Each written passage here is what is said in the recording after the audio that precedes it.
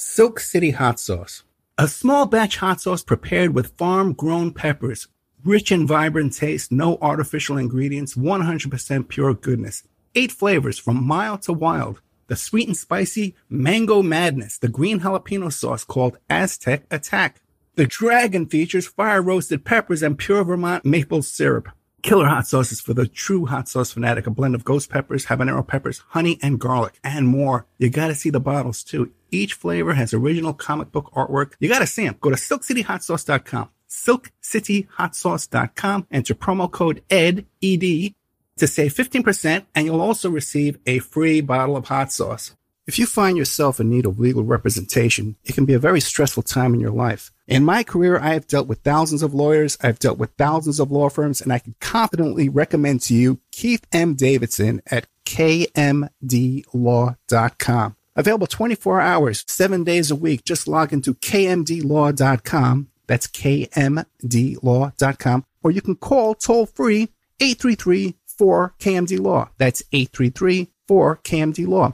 Personal injury, wrongful death, STDs, sexual assault, car accidents. They handle it all efficiently and professionally. It doesn't matter how imposing the opposition may be, because the team at kmdlaw.com are battle-tested and fierce. They will not stop until justice prevails. Go to kmdlaw.com or call toll-free 833-4KMD-LAW. If you're in for the fight of your life, stop screwing around and contact KMD Law.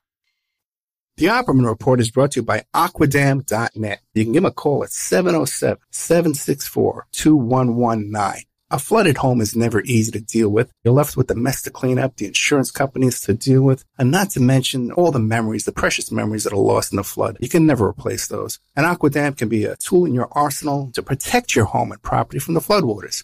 The cofferdam is filled with water to control water and is reusable as long as it's taken care of. It can protect your home or business from rising floodwaters like a dam, but without the beavers. It can also be used in construction. If you need an area to be dewatered, an Aquadam can do the job. An Aquadam was used at SeaWorld in Orlando for the Mako roller coaster ride during the coaster's construction by dewatering the work area. An Aquadam is now dewatering the work area at San Antonio SeaWorld for their newest roller coaster ride. An Aquadam has been used in many construction projects all around the U.S. and all around the world. Now give Aquadam a call, 707-764-2119. You can look them up online at aquadam.net. You can find them on Facebook at Aquadam Inc. You call them up, you email them, you tell them Ed Opperman sent you, and they're going to take 10% off the price. Aquadam.net, 707-764-2119. Hey, if you have something you want to promote, like a business or a website, you got a big event coming up, consider advertising on the Opperman Report. We have excellent advertising rates for you. We're on KCAA on 3 different frequencies on AM/FM in California, KSHP 1400 AM in Nevada, WWPR in Florida, the Tampa Bay area, 1490 AM, and also WWNN, which is on the east coast of Florida, all the way from Miami up to Port Bay, with 175 miles of I-95. The advertising rates are very affordable. Once your ad goes up and we play the show on the podcast and on the YouTube channel, those ads stay up there forever. And then we play repeats every single night of classic Opperman Report shows. And your new ads will be inserted into those repeats that play every single night. So the saturation is incredible and the rates are very affordable. Contact me at oppermanreport@gmail.com. It's the Opperman Report. Join digital forensic investigator and PI Ed Opperman for an in-depth discussion of conspiracy theories, strategy of New World Order resistance, high-profile court cases in the news, and interviews with expert guests and authors on these topics and more. It's the Opperman Report. And now, here is investigator Ed Opperman. Okay, welcome to the Opperman Report. I'm your host, Private Investigator Ed Opperman. You can find me at Opperman Investigations and Digital Forensic Consulting, either through my website, emailrevealer.com, or you can email me at oppermaninvestigations@gmail.com. And also, too, I encourage you to check out our Patreon, where we put up 8 hours of brand new exclusive content just to members at Patreon each month.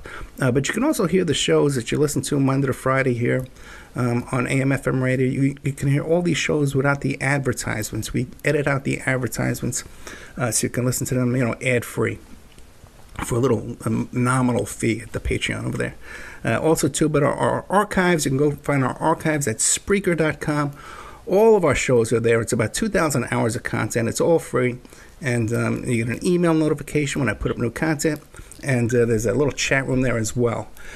We had a guest on earlier this week named, what's his name? Potiphar's wife. Kieran Tapsell wrote this book called Potiphar's Wife, The Vatican Secret and Child Sexual Abuse. And out of that came our guest today, who is named Jules Magul. And she runs this website called pontificalsecret.com, which is covering pretty much the same topics. Ms. Jules Magul, are you there? Yes, I am, Ed. Thank you for having me. So, yeah, it's been a pleasure so far. We've been chatting off the air. You seem like a delightful woman. Tell us about yourself. No, I'm serious. I'm really enjoying this already. Tell us about yourself. Who is Jules Magul? Jules Magul is, I am Julie Cameron. Jules Magul's is a registered trademark in the United States of America and Australia, and it came about when I wanted to start an online vintage store. But when I had that website, some things have happened. My mum had a fall, and I'm caring for her, and then we've had the pandemic, and I then decided to have another website instead, and that is pontificalsecret.com. And the reason for pontificalsecret.com is my interest in the issues around clerical child sexual abuse. But I guess, who is Julie Cameron? Julie Cameron is an angry, baptised, non-practicing Catholic, and I am no longer a Catholic. I don't identify as a Catholic, but I come from the most beautiful family, wonderful family of Catholics. My mother is a Catholic, practicing Catholic, and she's a beautiful woman of faith.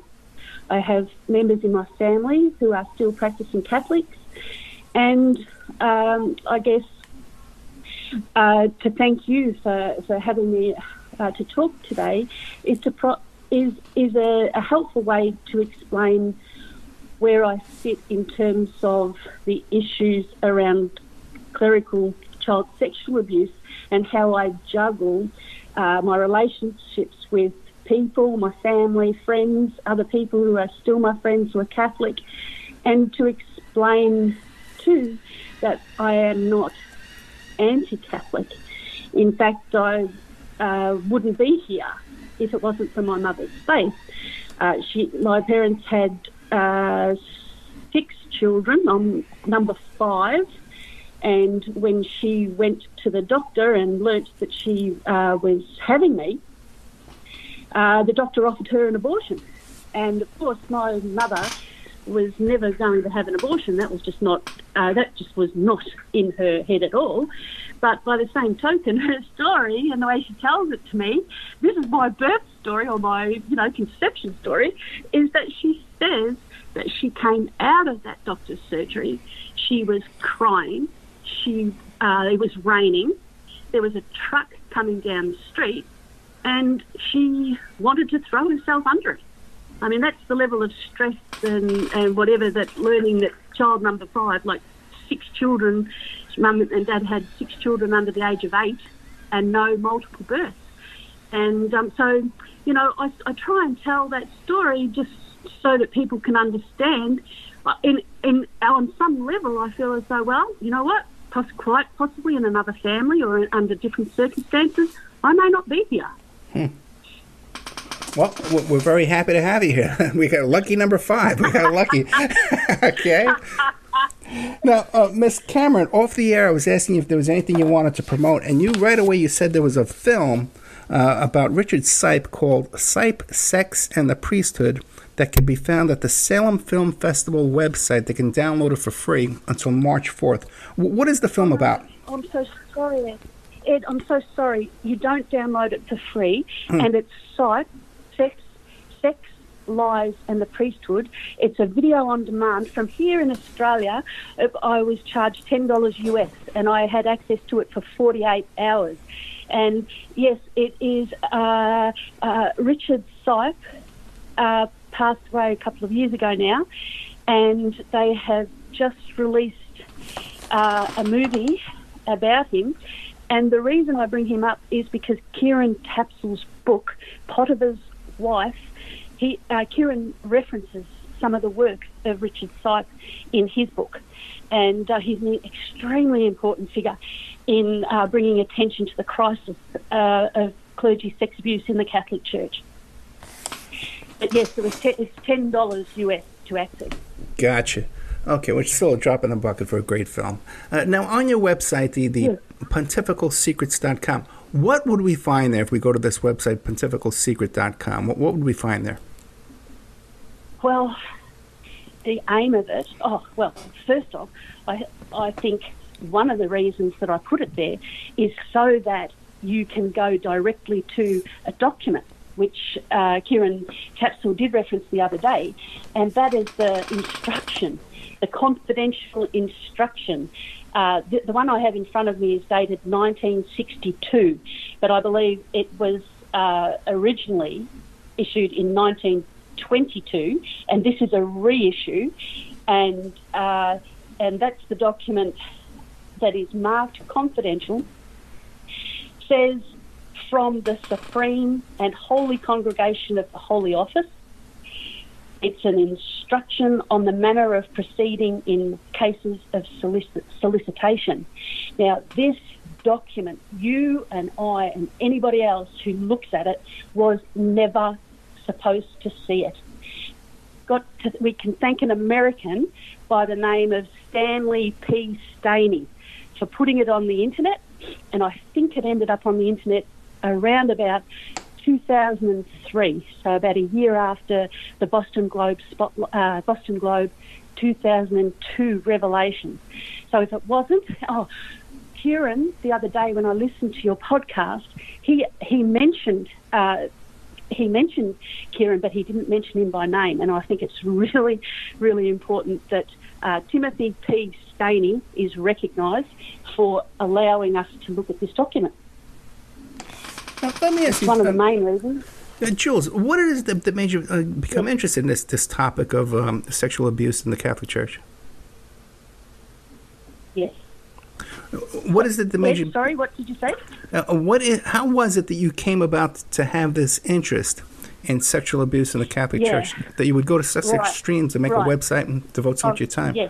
Yes, you're quite right, and it is extreme. I think the birth of the website, you're right, is like the penultimate whatever for me, because I was using social media, whether it was Facebook, Twitter, whatever. I got banned permanently from LinkedIn. There's something that, share with probably Donald Trump. But anyway, but what? Well, I guess a lot was around the Australian Royal Commission into child sexual abuse, and also George Pell, the George Pell trial, which I attended. I was there in just metres away from George Pell when the jury handed down their verdict of 5 guilty verdicts. But how did it all start? Where did the path start? I guess the parish church that I was at was called St Mary's Altona, and the assistant priest there was Father Peter Searson.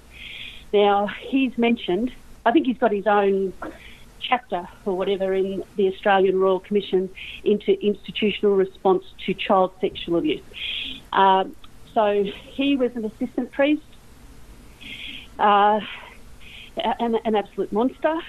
The other is that I have a friend, and his name is Stephen, and he was an altar boy to Gerald Ridsdale, who is, when Kieran Tapsell mentioned the other day Ballarat, he is one of the most unbelievably vile human beings in that Ballarat diocese. Now, so Stephen was an altar boy to Gerald Ridsdale at St Mary's in Swan Hill. Now, that was in late 1960s. Then in 1971, it was also a church in Swan Hill that George Pell had his first appointment as an assistant priest. And my friend Stephen was an altar boy to both. And so anyway, cut all that short, Stephen is in chapter 3 of Lucy Morris Marr's book Fallen. And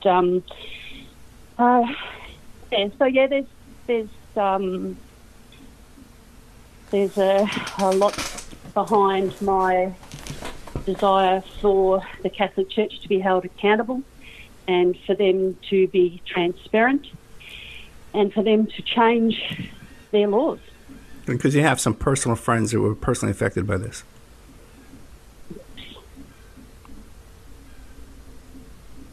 I said because you have some personal friends that were directly affected by this. Yes. Right. Now, you mentioned Cardinal Pell. Now, yes. His name first came up to me when a member of the Trump administration had taken a trip, and he met with Cardinal Pell when these allegations were about Pell. Then it turned out that Pell actually was hosted the whole trip there and was the guide and the whole. It was the focus of this visit from the Trump administration. But then when the charges came up because of the Australian legal system, they're not allowed to report on ongoing allegations during court trials. Is that correct? Yeah, it's a bizarre. Yeah, exactly. Very unusual for Americans to even understand that. Yeah. Yes, I do, and I understand that. But what it was because there was another trial, and there were two trials. The first trial, it was known as the Cathedral trial. So they separated charges, and they had charges that were related to what they called the first trial was the Cathedral trial. But then there was what was known as the Swimmers trial. And the whole purpose, from what I can understand, the suppression order put in by Judge Peter Kidd was in order for Pell to be given a fair trial. So in other words, if they were to report on the outcome of the first trial, that it could influence the outcome of the second trial. But what happened was the second trial fell over. And so once it fell over, they lifted the suppression order. So when I was in court, sorry. Yeah, tell us, what were the allegations against Cardinal Pell and what were the ultimate charges against him? I don't have them in front of me, so I wouldn't want to talk about them without getting them right. Gotcha. But at the time, anybody who was attending court, or the journalists or the whatever, the suppression order said they were only allowed to refer to the charges as historical abuse. I don't know.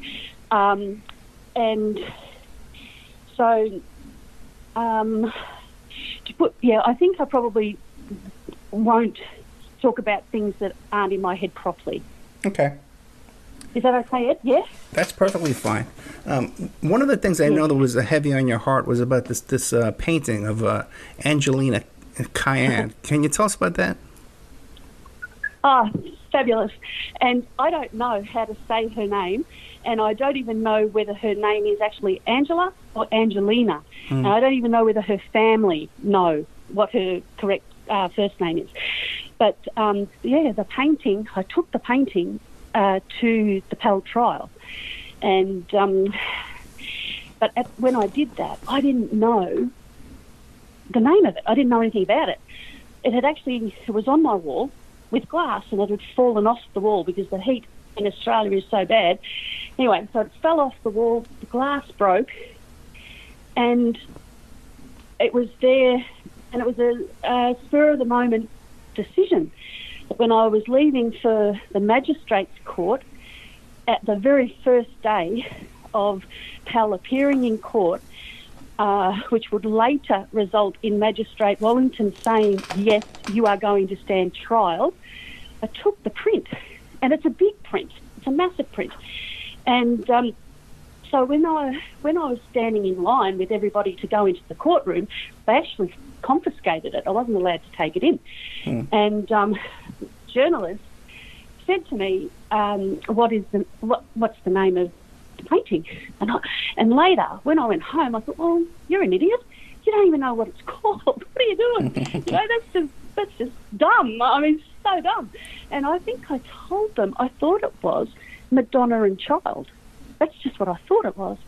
So it was only later that that I researched, and I found out that it's the painting is called Madonnina, and it's by Roberto Ferruzzi.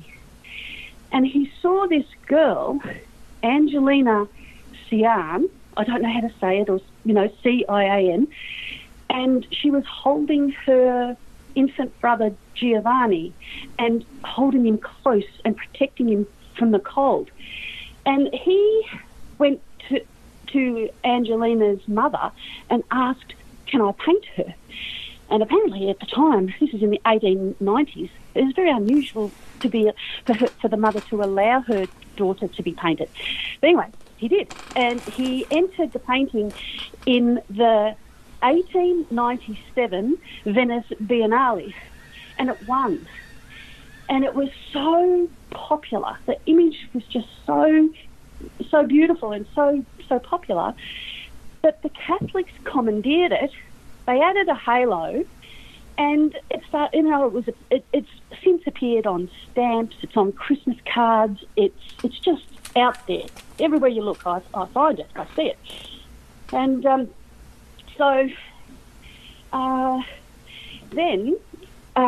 then what I found out is that Angelina was 11 years of age.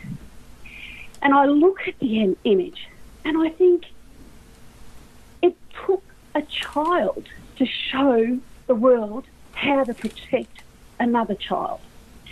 And it just reminds me of how the adults failed the children. And so this image is very important to me.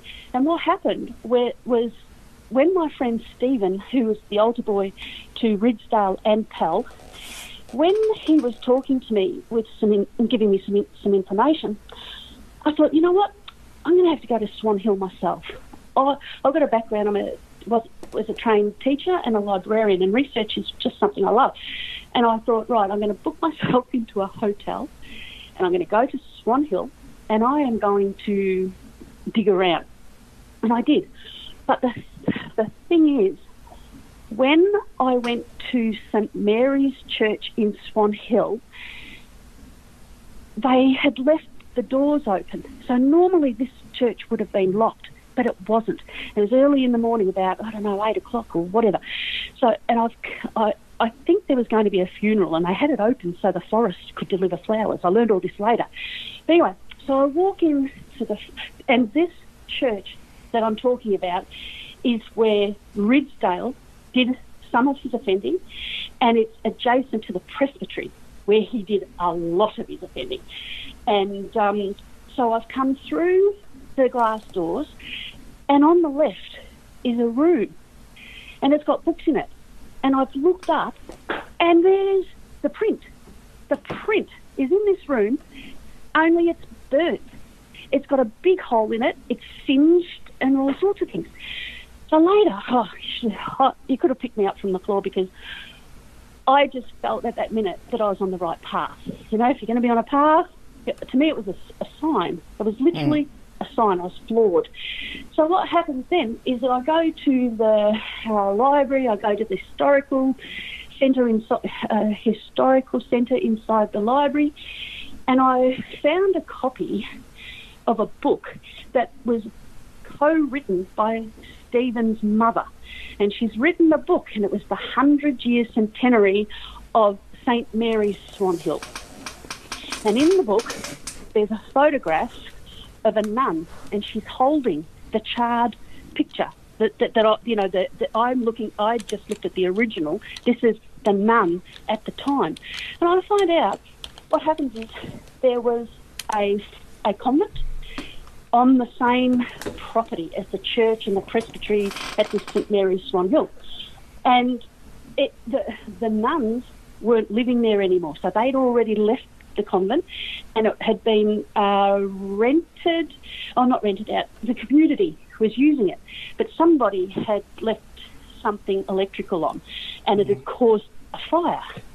And so that convent was razed, and the picture of Madonnina was the only thing that they saved out of the ashes of the fire. And this is the church that George Pell, in 1971, had his first appointment as assistant priest. I just say that because it meant a lot to me at the time. So that is fascinating because it comes full circle, because you brought that actual painting, or a copy of the painting to the trial there. I wonder if George Pell recognized the painting, if he would have seen you standing out there in line, he would have had a heart attack. But let me ask you a question, because you mentioned how someone in the Catholic Church had actually added a halo. Now, did they actually paint over the original painting? Oh, in terms of the original painting, I don't think anyone even knows where that is now. Gotcha. There's talk that it ended up in the bottom of the ocean. Like, it would be amazed if the original painting was found, right? But no, what I mean is in terms of like the actual image. So here's, how they probably had prints and whatever. Well, from what I understand is that a halo was added. So if you were to Google Madonnina, you will actually find pictures without the halo, which was the original Roberto Ferruzzi painting. But if you add Madonnina and halo, you will then see what I mean in terms of what it looks like when they added the halo. Gotcha. And if people go to the website, pontificalsecret.com, they'll see this painting with the halo rather prominently, and the explanation, too, about the whole thing about how it's portrayed to be the Virgin Mary and infant Jesus when it's actually not. Yeah, fascinating. That's right. It is great.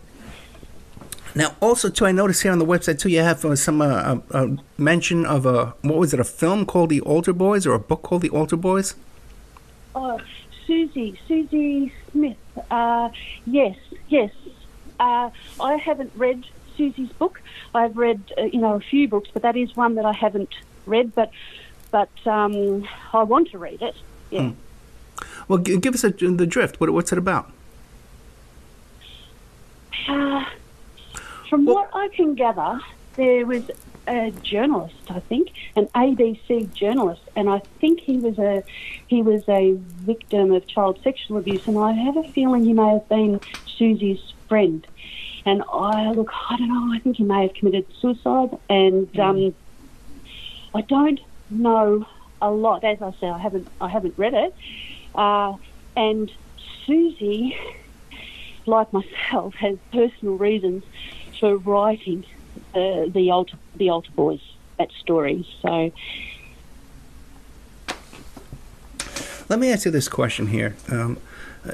Considering that we had Kieran Taspel on the show, and he was talking about how they lowered the age of confessions down to 7 years old, and this whole practice of altar boys.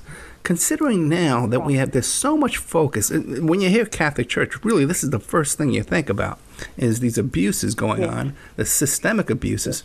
Wouldn't it be, wouldn't it seem logical that they would increase the age of the first confessional back maybe to 12, 15 years old? And this practice of altar boys, they could have altar men, grown men up there, or helping, or women helping, instead of boys, little boys. Wouldn't that be a wise practice to end those two? It's funny that you should bring that up, and I don't have a view on any of it, except to say that Kieran Tapsell, when he talked to you the other day, he talked about culture and laws.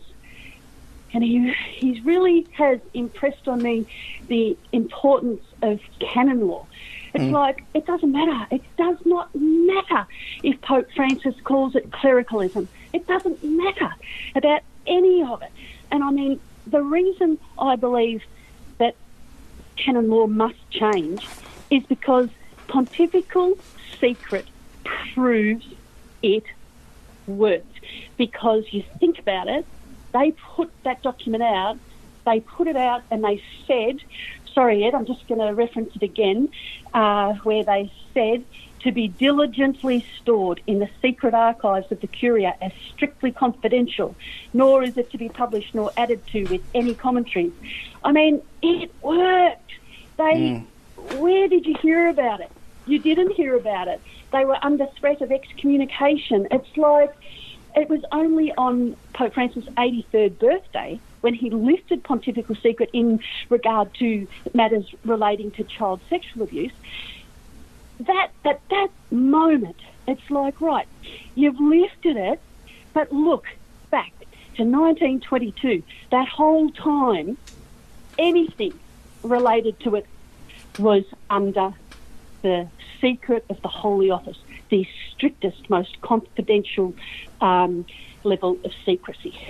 And it worked. So if that works, then Pope Francis, get your pen out, start writing canon laws that absolutely make change to the point that no child will ever be at risk in the Catholic community. Yeah, get your pen out and do it now. And some immediate changes would be to raise the age of the confessional, would be one, and this altar boy situation, raise the age of that too, to 18 years old, let's say. What's wrong with that? You know? But anyway, go ahead. Yes, that's right.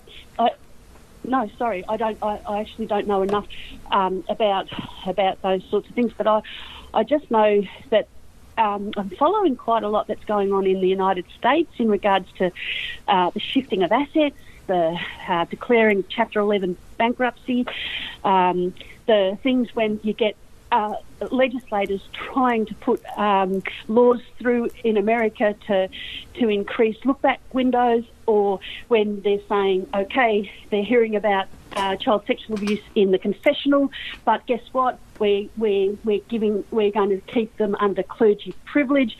We're not mandating that they have to report. It's like, no. Okay, make it canon law. You have to do this, Pope Francis, because you're the only one at the moment who can. And so I'm rambling a bit. No, that's fine. But you know, Jules. no, you're fine. One of the things that's always struck me is if you have a local, because I grew up in the Bronx and I went to Catholic grammar school, and so I'm very familiar with the culture of there was a convent there, and there was a priest there, and we had a school. Right. Yep. And now when we're talking to Mr. Caspel, you talk about they even have hospitals. They got their own hospitals. They got a little bit of everything going on. They have their own radio stations. They have an iHeart Radio own thing. Right. That's right. Now the thing is, though, if there's a scandal in a local church with a local priest, and it just turns out that local priest and the Monsignor at that local parish there have been hearing the confessions of, let's say, the local police chief or the local prosecutor or the local sergeant on the beat down there, who maybe can prevent the case from going to a detective, that seems to be a lot of, if they're confessing to that priest and that priest has some information on them, maybe something they cheated on their wife or something, or other crimes similar to the ones that they're being charged with. It seems to be rife for abuse there.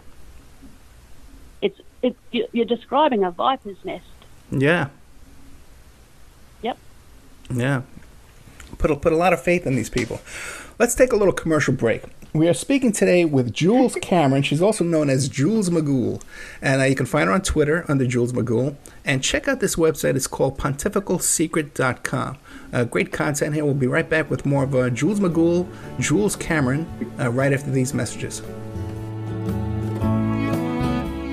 And now a word from our sponsors. The Opperman Report is brought to you by Aquadam.net. You can give them a call at 707-764-2119. A flooded home is never easy to deal with. You're left with the mess to clean up, the insurance companies to deal with, and not to mention all the memories, the precious memories that are lost in the flood. You can never replace those. An AquaDam can be a tool in your arsenal to protect your home and property from the floodwaters. The cofferdam is filled with water to control water and is reusable as long as it's taken care of. It can protect your home or business from rising floodwaters like a dam, but without the beavers. It can also be used in construction. If you need an area to be dewatered, an AquaDam can do the job. An AquaDam was used at SeaWorld in Orlando for the Mako roller coaster ride during the coaster's construction by dewatering the work area. An AquaDam is now dewatering the work area at San Antonio SeaWorld for their newest roller coaster ride. An AquaDam has been used in many construction projects all around the U.S. and all around the world. Now give AquaDam a call, 707-764-2119. You can look them up online at aquadam.net. You can find them on Facebook at Aquadam Inc. You call them up, you email them, you tell them Ed Opperman sent you, and they're going to take 10% off the price. Aquadam.net, 707-764-2119. If you find yourself in need of legal representation, it can be a very stressful time in your life. In my career, I have dealt with thousands of lawyers, I've dealt with thousands of law firms, and I can confidently recommend to you Keith M. Davidson at kmdlaw.com. Available 24 hours, 7 days a week. Just log into kmdlaw.com. That's kmdlaw.com. Or you can call toll-free 833-4KMD-LAW. That's 833-4KMD-LAW. Personal injury, wrongful death, STDs, sexual assault, car accidents. They handle it all efficiently and professionally. It doesn't matter how imposing the opposition may be, because the team at kmdlaw.com are battle-tested and fierce. They will not stop until justice prevails. Go to kmdlaw.com or call toll-free 833-4KMD-LAW. If you're in for the fight of your life, stop screwing around and contact KMD Law. Silk City Hot Sauce. A small batch hot sauce prepared with farm-grown peppers. Rich and vibrant taste, no artificial ingredients, 100% pure goodness. 8 flavors from mild to wild. The sweet and spicy Mango Madness, the green jalapeno sauce called Aztec Attack. The Dragon features fire-roasted peppers and pure Vermont maple syrup. Killer hot sauces for the true hot sauce fanatic, a blend of ghost peppers, habanero peppers, honey, and garlic, and more. You gotta see the bottles, too. Each flavor has original comic book artwork. You gotta see them. Go to silkcityhotsauce.com. silkcityhotsauce.com. Enter promo code ED, ED, to save 15%, and you'll also receive a free bottle of hot sauce. It's the Opperman Report. And now, here is investigator Ed Opperman. Okay, welcome back to the Opperman Report. I'm your host, private investigator Ed Opperman. We're here today talking to Jules Cameron. She's also known as Jules McGool. You can find her as Jules McGool on Twitter, where she's a very prolific Twitter writer. But her website is called pontificalsecret.com. Now, Ms. Cameron, you wanted to tell us about how all your devotion and your passion for your work here and protecting children in this from abuse in the Catholic Church, how it's affected your relationship with your family. Thanks, Ed. Well, it's one of those situations where sometimes I feel like I'm on a what's the word? Like it is a juggling balance, because I'm very mindful, for example, of my ma. And what happened with my mum over the years is that I would sit her down, I'd take her by the hand, and I'd say, Ma, you know, there's some stuff I don't want to have to talk to you about, but it's important that I do. And my mum is just such a believer in truth, and she believes in justice. And so because I've taken her with me, I guess, I feel that that she's with me, and she even prays. Like, she's probably out. I'm looking after my mum now. She's probably in her room now praying that I get through this interview. She's just a beautiful lady. And but what happened, and what I would really dearly love to tell you, is that a man by the name of Gerard O'Connell, who's a Vatican journalist, he contacted me because of Madonnina, which is also known as Madonna of the Streets, the painting that we've been talking about. He contacted me out of the blue, because he thought I was an art historian, which killed me, cracked me up. I mean, it was just incredible. But anyway, what that did was it put me in touch with this man, and he has become such. I think the world of him and his wife is Elizabetta, but at the time when he contacted me, and for months after, and it's been a couple of years now, is that I didn't know anything about him. I didn't know that his wife Elizabetta is the person in a movie about the Pope.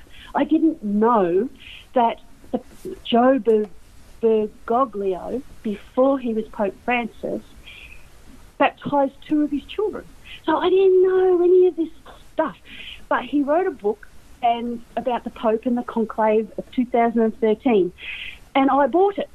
And around the same time, my poor mother had a fall and she broke her hip, and that was April Fool's Day, 2019. And she was very ill for 4 weeks, and she came home on May Day. And when she came out of the hospital, I think she had post-operative stress. She was so sick. Not only was she broken, like her hip was broken, but she was broken. Anyway, to try and explain, she really wanted God to let her off her mortal world. And I'll try and say it a different way. My poor ma wanted to die. Anyway, so this was awful for me. You've got no idea how stressed I was. And but I sat her down and I asked her, could I record her prayer? So she let me. And then I said to her, Ma, may I send it to our friend Jerry? And I emailed Jerry and I sent it to him, and I said, Jerry, can you please help me? This is what's going on with Mum at the moment. Could you do me a favour? Could you print off Mum's prayer, and could you please put it in the Pope's pigeonhole? So anyway, that was a little bit tongue-in-cheek when I said that. But anyway, Jerry writes back and he says, oh, I think I can do something better than that. And that he was going to be on the papal plane with Pope Francis on his way to Bulgaria. And he said, leave it with me. So anyway, the next day I get a photograph sent via email from Jerry of the moment. He gets another journalist, I think, to take the picture of the moment he's printed off Mum's prayer, he's put it in an envelope, and he has handed it to Pope Francis.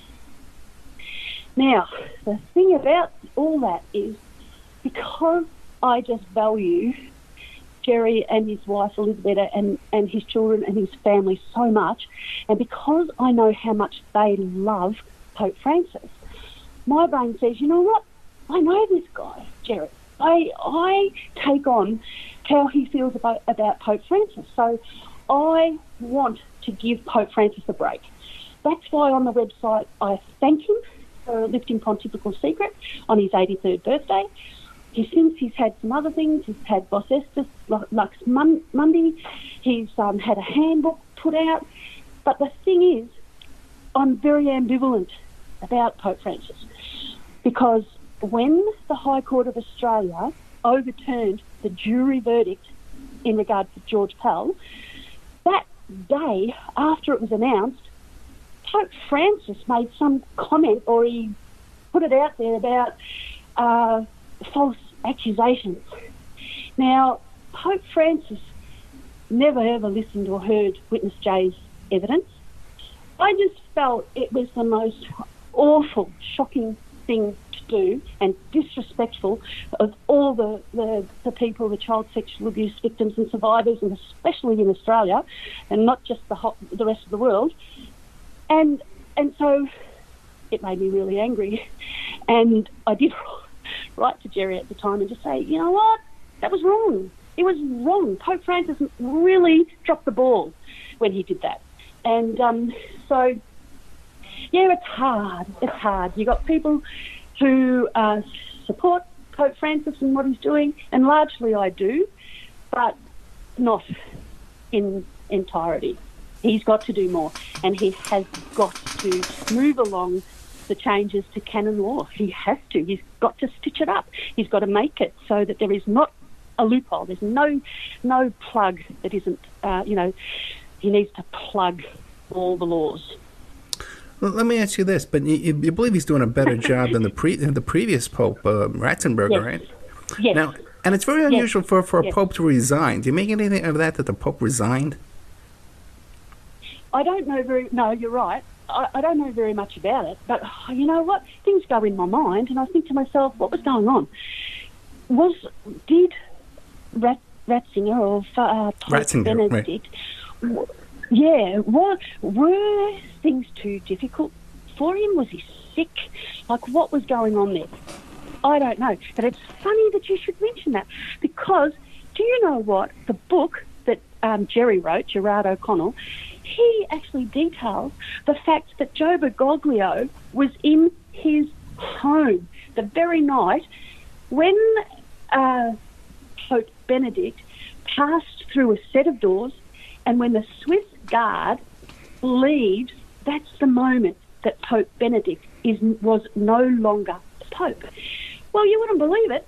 Joe Bergoglio, he's in Elisabetta and Jerry's home. This is in his book. I only know about it because it's in his book. But the night that Pope Benedict is no longer the Pope, and they're standing there watching it on the television screen, and little did any of them know that they were standing next to the next Pope, who would become Pope Francis. Fascinating. Let me ask you. I love it. Yeah, no, but let me ask you, you're so wrapped up in the Catholic Church, the intricacies and the leadership. Yes. But you're not a practicing Catholic anymore. How do you express your faith? How do you express your faith? Yes. Okay.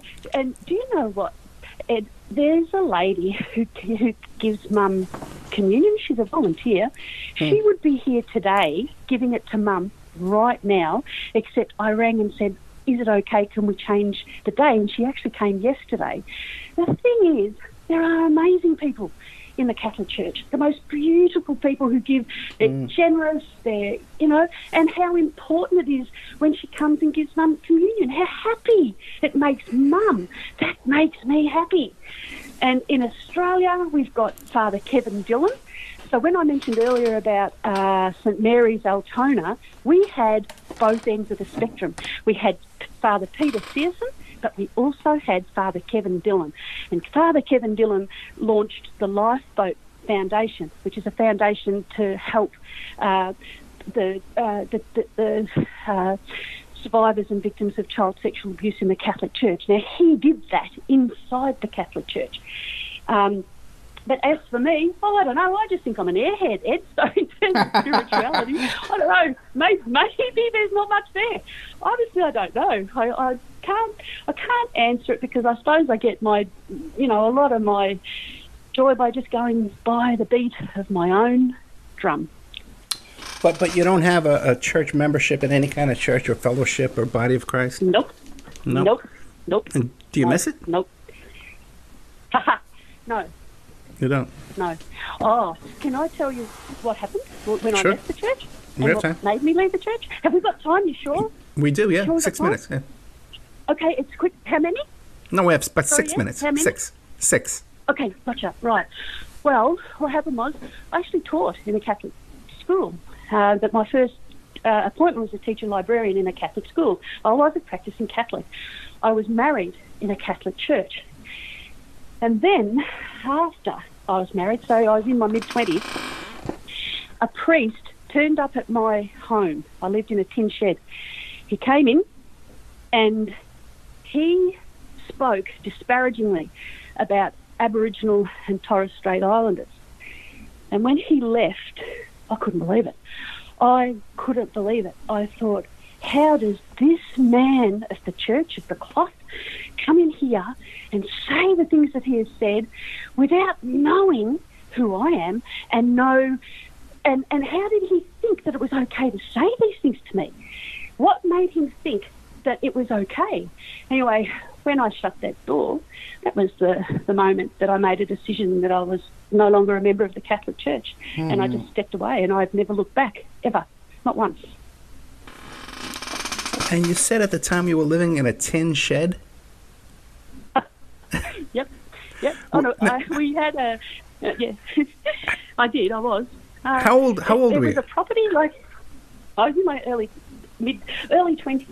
It was my husband and I at the time, I'm not married now, we bought a 6-acre property, and we built, well, he built a shed with my help, and anyway, so we lived in the tin shed with the plan that we were to do that and then build the house.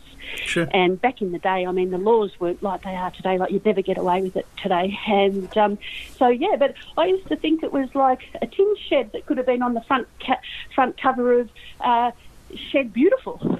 I mean, it now, what about with... Yes. Did your tin shed have running water and plumbing and electricity? Well, I had. Yep, we had. Well, no, not in that way. So yeah, I don't know how Brendan did it, but there was a shower, there was a bath, there was water to the sink. Yep, we had all that. The toilet was outside. That was a little bit tricky, but that wasn't connected. But yeah, no. Right, I can't think why I'm even thinking about it. So, yeah.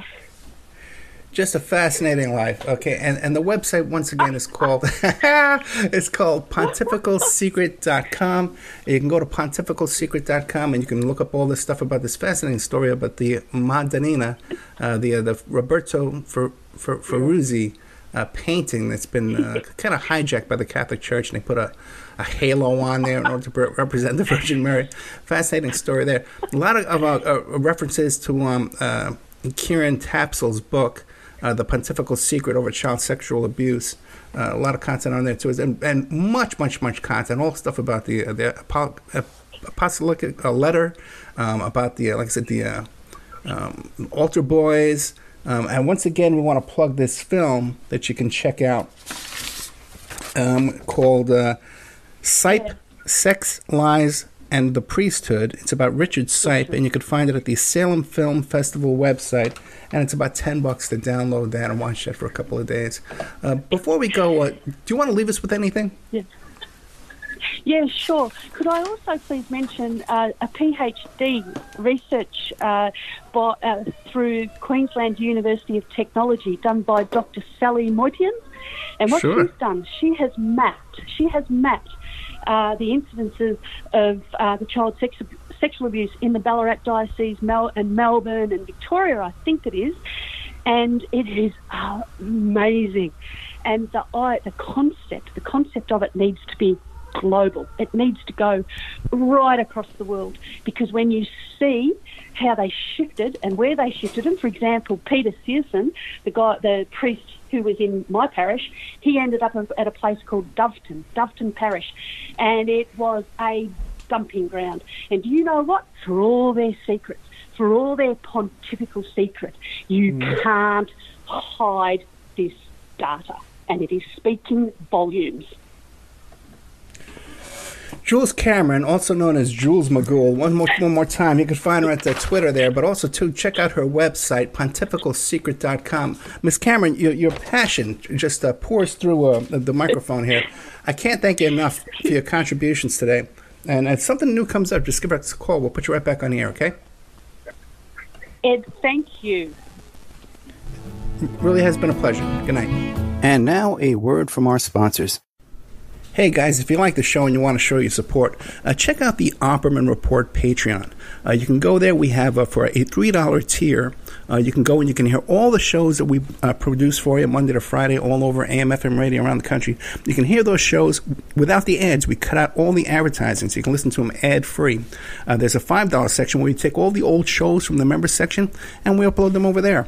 Then we have a $10 section with 8 hours of brand new exclusive content each month. But there's also a ton of free content. I put up free content on Patreon all the time. I have those exclusive pictures of Jeffrey Epstein with the little girl in his lap. I got all kinds of court documents and stuff we put up all the time. Announcements, pictures, videos, all kinds of free content at the Opperman Report Patreon. So be sure to make that a one day. Hey guys, if you like the show and you want to show your support, check out the Opperman Report Patreon. You can go there and become a member for $3 a month. We have all the shows that you hear Monday through Friday on AM/FM radio. We have all those shows, but we cut out the ads, so you can hear that content ad-free. There's a $5 section where we put up all the old member section shows are going up over there. And then there's a $10 section where we have brand new content. 8 hours of exclusive content per month goes up there in the $10 section. But listen, I put up a lot of free stuff too. We put up documents, court documents, photographs, announcements. So you should make the Opperman Report Patreon a stop. You should stop there once a day and check out what's going on over there. That's Opperman Report Patreon.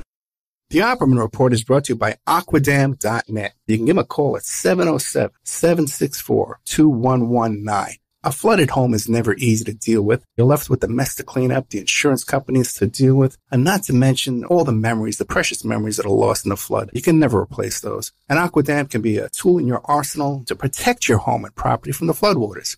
The cofferdam is filled with water to control water and is reusable as long as it's taken care of. It can protect your home or business from rising floodwaters like a dam, but without the beavers. It can also be used in construction. If you need an area to be dewatered, an Aquadam can do the job. An Aquadam was used at SeaWorld in Orlando for the Mako roller coaster ride during the coaster's construction by dewatering the work area. An Aquadam is now dewatering the work area at San Antonio SeaWorld for their newest roller coaster ride. An Aquadam has been used in many construction projects all around the U.S. and all around the world. Now give Aquadam a call, 707-764-2119. You can look them up online at aquadam.net. You can find them on Facebook at Aquadam Inc. You call them up, you email them, you tell them Ed Opperman sent you, and they're going to take 10% off the price. Aquadam.net, 707-764-2119. If you find yourself in need of legal representation, it can be a very stressful time in your life. In my career, I have dealt with thousands of lawyers, I've dealt with thousands of law firms, and I can confidently recommend to you Keith M. Davidson at kmdlaw.com. Available 24 hours, 7 days a week. Just log into kmdlaw.com. That's kmdlaw.com. Or you can call toll-free 833-4KMD-LAW. That's 833-4KMD-LAW. Personal injury, wrongful death, STDs, sexual assault, car accidents. They handle it all efficiently and professionally. It doesn't matter how imposing the opposition may be, because the team at kmdlaw.com are battle-tested and fierce. They will not stop until justice prevails. Go to kmdlaw.com or call toll-free 833-4KMD-LAW. If you're in for the fight of your life, stop screwing around and contact KMD Law. Hey, if you have something you want to promote, like a business or a website, you got a big event coming up, consider advertising on the Opperman Report.